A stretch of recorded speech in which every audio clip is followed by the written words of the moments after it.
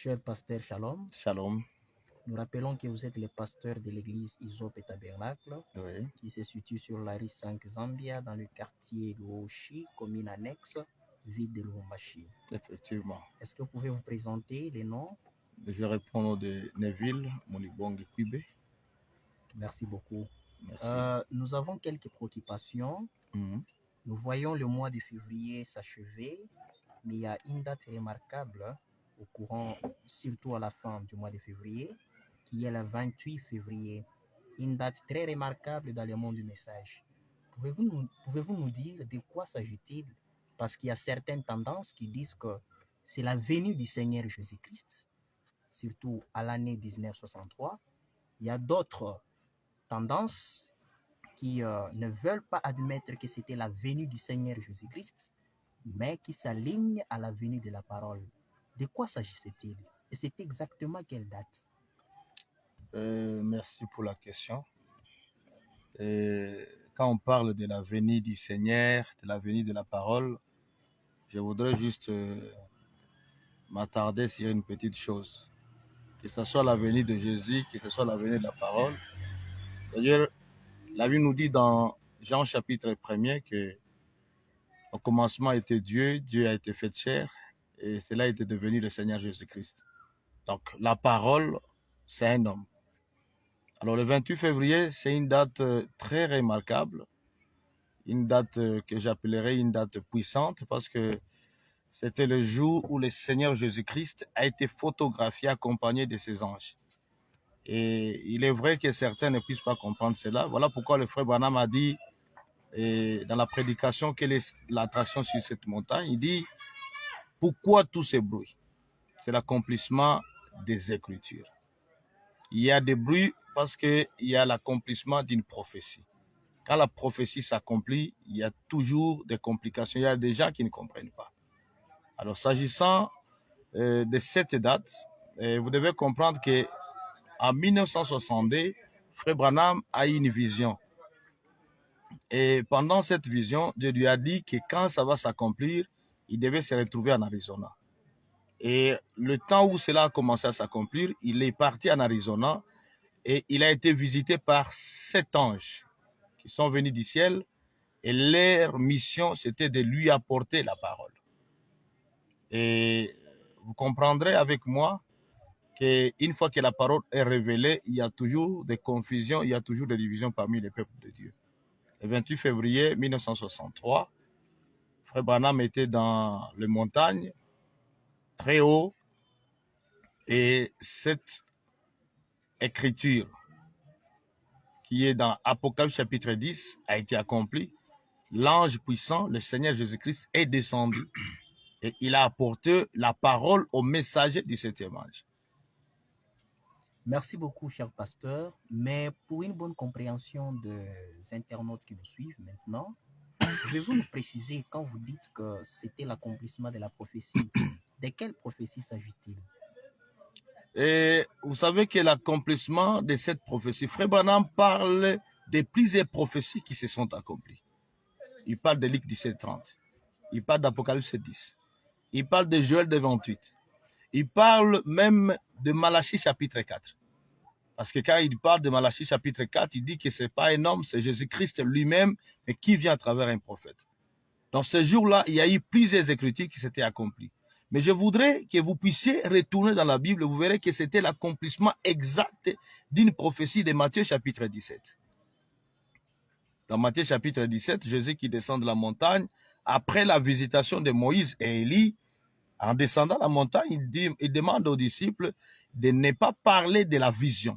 C'était la vision. À la montagne de transfiguration, c'était la vision.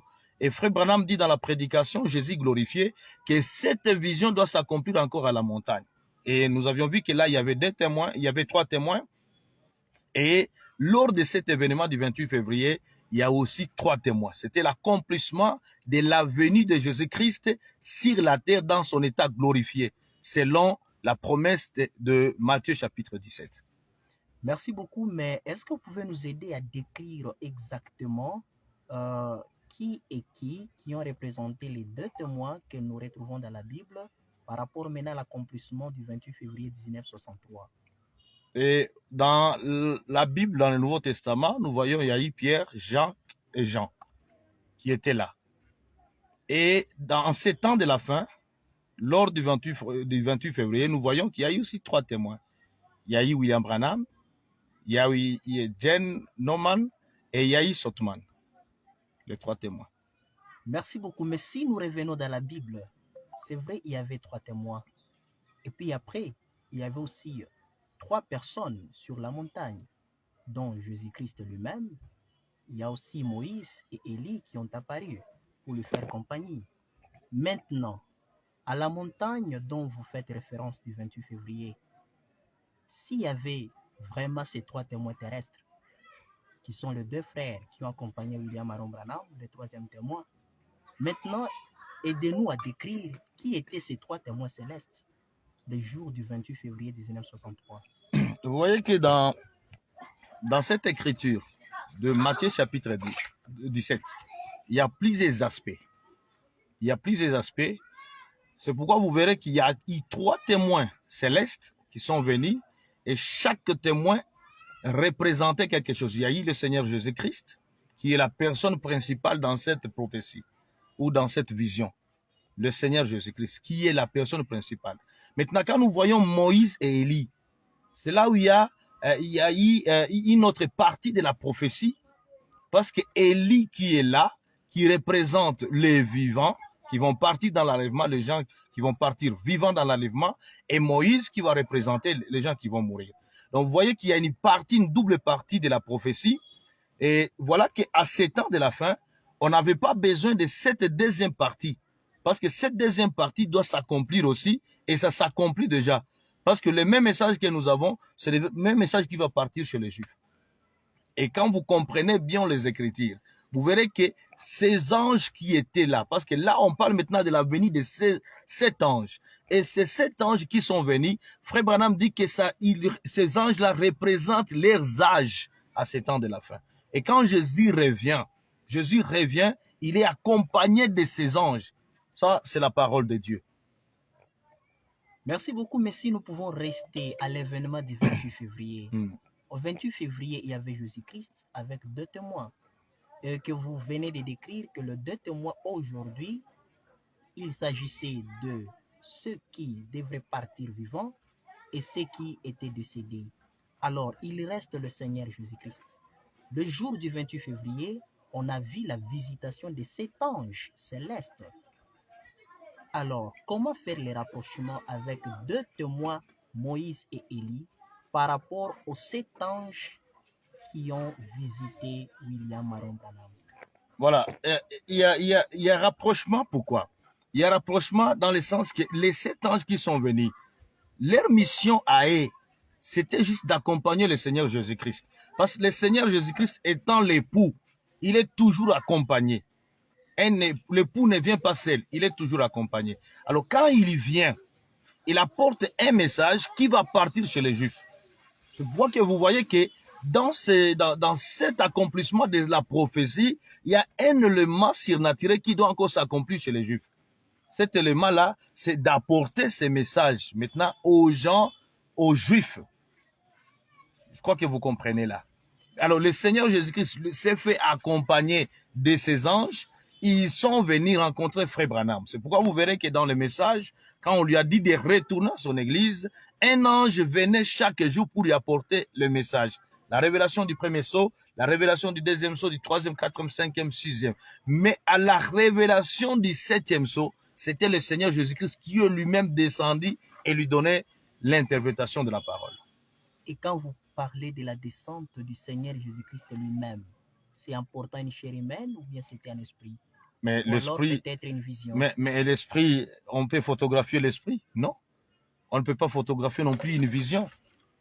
Parce que Frère Branham dit dans la prédication, Jésus glorifié de 1955, il dit que l'accomplissement, au temps de Matthieu 17, c'était une prophétie, c'était une vision qui doit s'accomplir. Alors ça s'accomplit encore à la montagne. Et nous sommes dans un âge évolué où, quand cela s'est accompli, on a pris des photos. On ne peut pas prendre, Frère Branham dit qu'on ne peut pas prendre l'imagination, on ne peut pas photographier l'esprit. on a photographié quelque chose qui était visible. Et quand Frère Branham, on lui apporte la photo, on lui dit de tourner, il dit c'est le Seigneur Jésus-Christ. Il a vu la photo. Et lui-même a vu la personne qui lui a parlé dans cette constellation. Maintenant, si vous affirmez que c'était le Seigneur Jésus-Christ qui était venu rendre visite à Frère William Marion Branham, où est ce Seigneur Jésus-Christ? Est-il rentré au ciel? Il est resté avec William Marion Branham? Qu'est-ce que nous pouvons tirer là-dedans? Alors, ça, vous devez maintenant aller jusqu'à comprendre des grandes révélations. D'ailleurs, je vais vous amener, quand est-ce on tirait la photo? C'est pendant qu'ils retournaient, ces gens retournaient. Les anges sont retournés. Mais le Seigneur Jésus-Christ ne peut pas retourner. Quand nous prenons Apocalypse 10, on n'a pas montré dans Apocalypse 10 là où il est retourné. On a dit il est descendu, c'est tout. Il n'est plus retourné. Et c'est pourquoi nous avons le Seigneur Jésus-Christ aujourd'hui. Vous venez de parler tantôt que ce n'était pas un esprit, mais c'était la personne du Seigneur Jésus-Christ qui était descendue. Et vous dites également qu'il n'est pas retourné, il est resté. Est-ce que nous pouvons comprendre là-dedans qu'il s'est incarné en quelque sorte dans la personne de William Marion Branham, ou bien il marchait à côté de William Marion Branham sans que les autres fidèles ne puissent l'apercevoir? Où est ce Seigneur Jésus-Christ, cette personne remarquable qui est venue non pas en esprit, mais sa personne, comme vous venez de le dire? Voilà, quand nous comprenons ce genre d'écriture, nous voyons les ministères. Nous ne voyons pas la même personne de Jésus-Christ parce que la personne là de Jésus-Christ n'est pas promise pour les gens des nations. Là, nous devons faire une part de différence entre les nations et les juifs. Les gens des nations, ils ont leur propre Messie. Et les juifs, ils ont leur Messie. Alors nous, notre Messie, le Seigneur Jésus-Christ, il doit utiliser les corps de notre frère, le prophète William Marion Branham. Voilà un peu la différence. C'est que quand il vient, Frère Branham parle de la réincarnation de ces mêmes ministères qui étaient en Orient, qui revient en Occident. Et Frère Branham dit dans Prouvant sa parole, dit que la même tête qui était en Orient, c'est la même tête qui est revenue en Occident.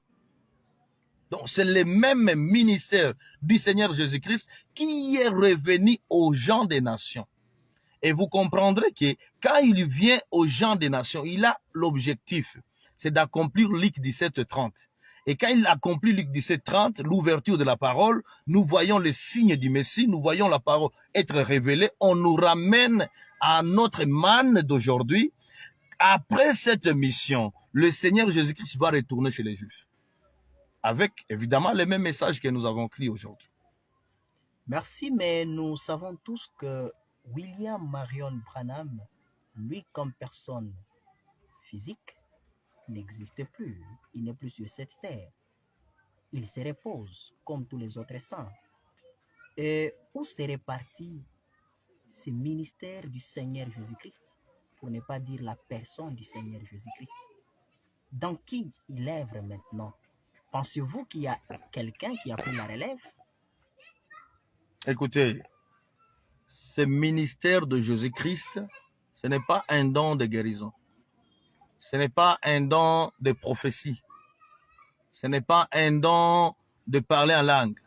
C'est le ministère réincarné du Seigneur Jésus-Christ. Ce ministère-là, c'est Luc 17:30. C'est Dieu lui-même qui tourne les dos, qui discerne les pensées sans faille. Alors, étant donné que le corps que Dieu a utilisé à ces temps de la fin, ce corps est allé se reposer. Le ministère là a déjà œuvré et le ministère a pris fin. Maintenant, nous avons ce que nous appelons l'histoire aujourd'hui. Parce qu'on n'a pas besoin, on n'a plus besoin de ces ministères-là. On n'a plus besoin de ces ministères-là. Parce que le ministère était venu pour nous montrer quelque chose. La parole qui devait venir plus tard. Vous comprenez que Frère Branham parle de la part. On nous montre ça. Et le Fils de l'homme est venu se manifester. C'est pour sortir l'épouse et l'amener à Goshen. Et aujourd'hui que l'église et l'épouse est à Goshen, mon frère, les ministères là, on n'a plus besoin de ces ministères là. Alors, ces ministères doivent œuvrer encore chez les Juifs. Pour les gentils, c'est terminé. Frère Branham dit, pour les gentils, c'est terminé. Ce ministère ne travaille pour les gentils. Mais nous avons maintenant les Éphésiens 4 qui continuent avec le ministère d'Éphésiens 4. Ce ministère-là n'est pas à confondre avec Luc 17 et 30. Parce que Frère Branham a dit que même Jean 14 et 12, c'est lui-même. Là, il n'y a pas beaucoup de gens. Il dit, c'est moi qui suis concerné dans cela. Merci beaucoup, cher pasteur, pour cette réponse. Si vous le permettez, nous pouvons revenir encore dans la Bible. Il est dit que Jésus-Christ est la sémence qui a été sémée. Et quand le blé est sémé, il en produit plusieurs. Il y a certaines tendances qui stipulent que William Marion Branham était la gerbe agitée. Effectivement, pour les ça. semences qui ont atteint leur maturité aujourd'hui. Pensez-vous que, en tant que gerbe agitée, ce reste la fin de semences qui ont atteint leur maturité, ou bien les semences aujourd'hui continuent à atteindre leur maturité? Mais effectivement, les semences continuent à atteindre les maturités, mais toutes les semences ne seront pas agitées. On a agité que le semence qui mûrissait avant. C'était ces semences-là qui étaient apportées chez les sacrificateurs et les sacrificateurs les agitaient. Mais les autres semences, on les amenait seulement à la maison. Ça ne passait même plus au temple. Je crois que vous comprenez. Alors William Branham n'est pas seulement cette semence-là qui est la gerbe agitée, il est aussi l'oiseau tacheté. Parce qu'il y a beaucoup d'oiseaux, mais on amenait au temple, on amenait beaucoup d'oiseaux, mais il y avait celui qu'on prenait et qu'on égorgeait et qu'on lançait pour aller asperger le sang pour que les autres puissent bénéficier.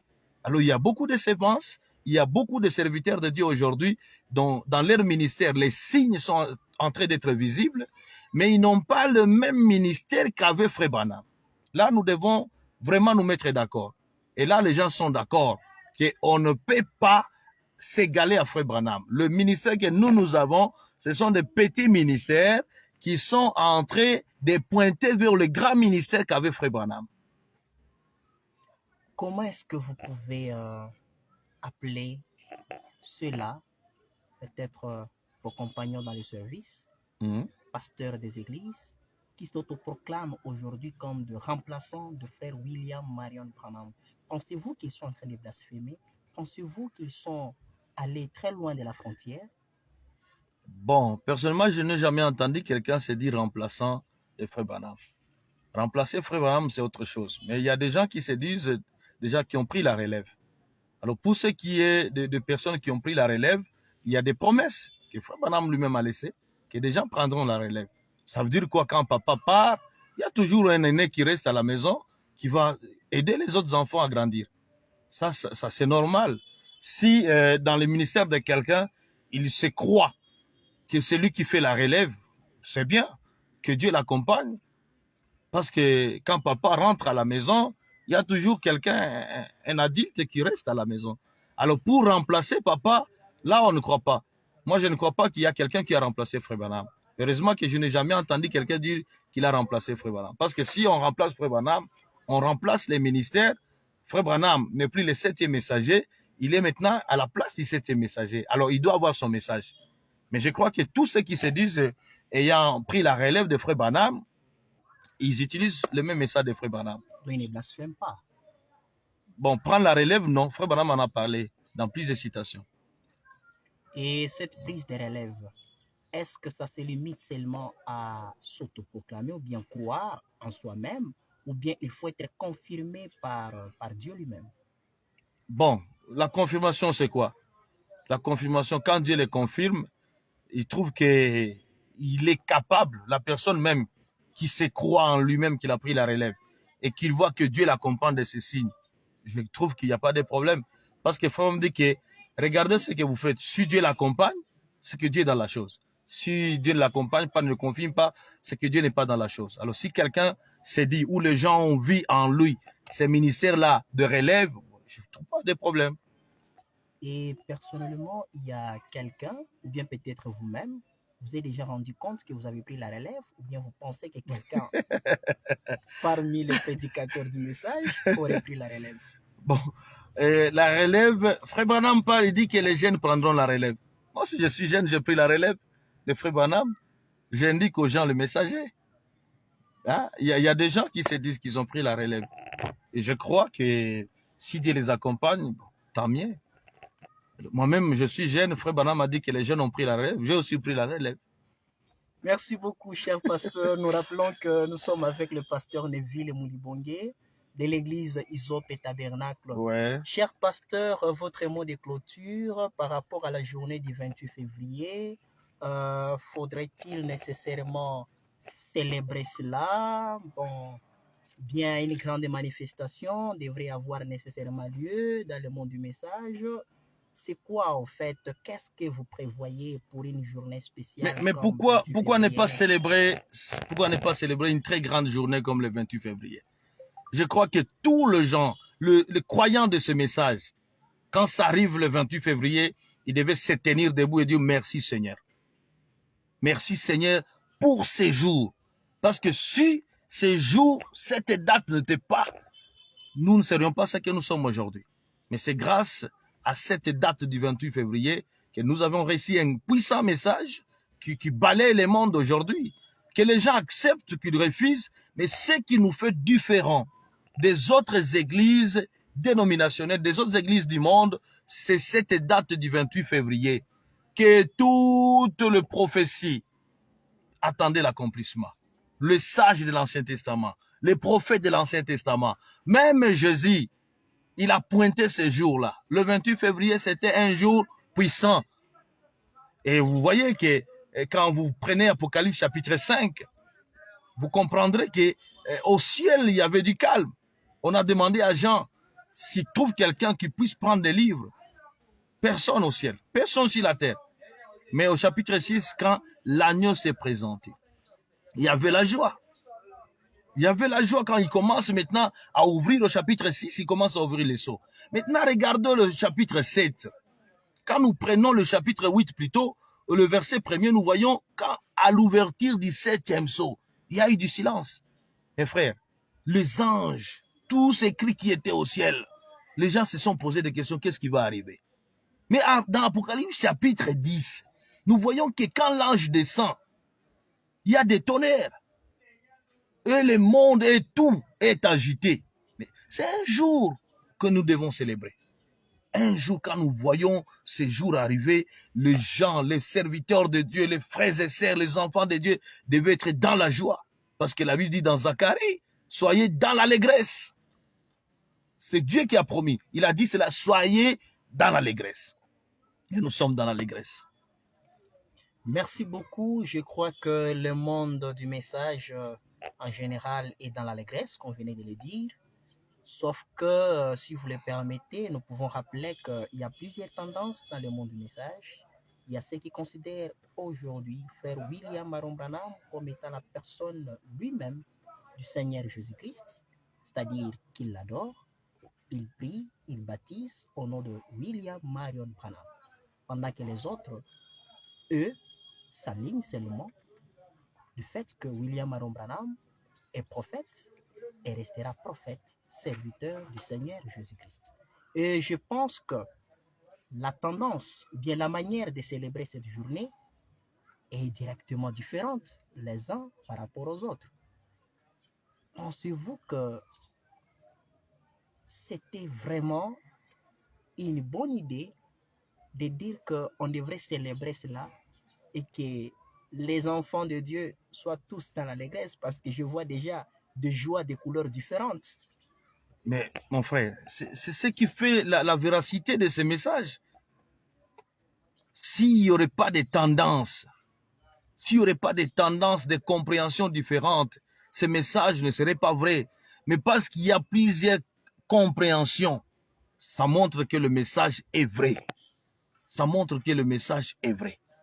Dans une classe, un professeur se met debout, il enseigne, Et quand il pose la question, les élèves répondent chacun selon ce qu'il a compris.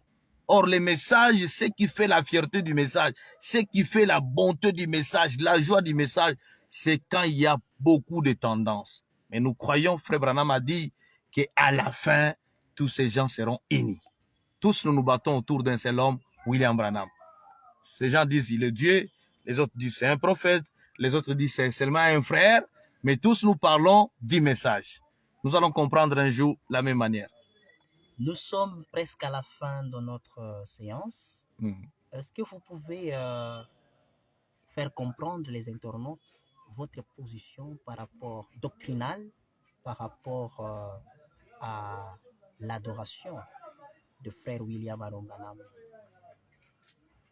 Oh, ma compréhension et ma position, c'est la position de la parole.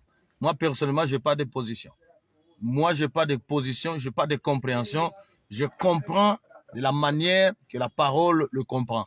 Et ma position reste la position de la parole.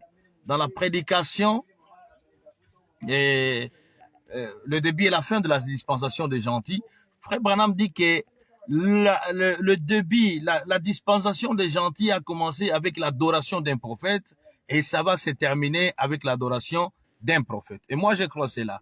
Quand nous avions vu comment on a commencé à Babylone à adorer Daniel, et ici à la fin, on adore William Branham, c'est que le message est vrai. Alors moi, ma compréhension, c'est que Frère Branham a dit, je suis votre frère, mais ce qui a fait la différence, c'est le ministère. Ce qui a fait la différence, c'est le ministère. Mais William Branham, c'est notre frère, c'est le messager prophète du temps de la fin, et ce qui fait de lui un véritable messager, c'est parce que les gens veulent l'adorer. C'est parce que les gens l'adorent. C'est comme on a adoré Jean. Les gens sont venus dire, est-ce que vous êtes le Seigneur? Il a dit, non, je ne suis pas le Seigneur. Mais le Seigneur vient après. Alors c'est de la même manière pour nous aujourd'hui. William Branham ayant le ministère de précurseur de la venue du Seigneur, les gens sont là pour l'adorer. Là, on ne peut pas les blâmer. Nous voyons que c'est comme ça que les gens comprennent. Surtout, Frère Branham dit que quand Dieu élève tellement son prophète, le dernier titre qu'il lui donne, il lui fait Dieu. C'est qu'il a fait pour Moïse Dieu et Aaron son prophète. Et à ce temps de la fin, Dieu a fait William Branham Dieu. Mais nous ne l'adorons pas. Nous croyons qu'il est notre frère, il est le messager prophète du temps de la fin, et nous sommes derrière son message, et il nous a pointé le Seigneur Jésus-Christ comme le Dieu adorable. Et nous baptisons au nom de Jésus-Christ, comme lui-même le faisait, nous prions au nom de Jésus-Christ, nous chassons les démons au nom de Jésus-Christ, nous comprenons au nom de Jésus-Christ, et nous faisons tout au nom de Jésus-Christ, nous serons enlevés au nom de Jésus-Christ. Merci beaucoup, cher pasteur Neville Moulibongue, et nous vous disons shalom. Shalom.